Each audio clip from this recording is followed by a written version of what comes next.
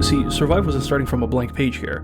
Metal Gear Solid had delved into survival mechanics before in its landmark prequel. Snake Eater pumped a ludicrous amount of depth into its world and scenes by forcing players to pay attention to such minutiae as Snake's tummy rumblings and stress. Your stamina needed to be carefully monitored to ensure peak performance. The rich, luscious biomes were home to a ton of flora and fauna you could use to your advantage as resources. Like the title suggests, you spent a lot of time hunting and eating snakes, but they were also useful as cues. You and your enemies needed to be careful not to startle nearby birds or else give away your positions to each other. And that was really cool too. The survival system went both ways. Your own stored food would spoil, so enemies' pantries could be raided for their non-perishables or sabotaged to hurt their morale. You needed to keep your stamina in check, but so did the bad guys. Void a special late-game item, it was also the first game not to include rations, a series staple that immediately restored health, fit with an iconic sound effect and all.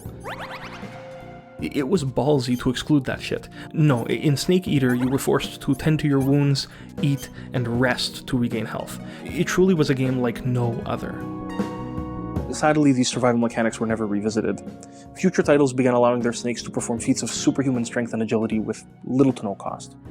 The closest they came back was in Metal Gear Solid 4, where Snake's stamina meter was replaced by a mental health bar, which you could restore by either smoking cigarettes or calling your in-game therapist and shaking your controller, which in turn caused her boobs to jiggle and presumably Snake's mental health to improve.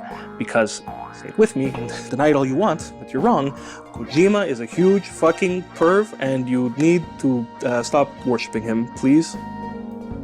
By the time we got to the fifth game, the signature life bar itself was finally retired in favor of auto-regenerating health and blood splatters, the sort of thing you'd see in an action-oriented shooter like Call of Duty.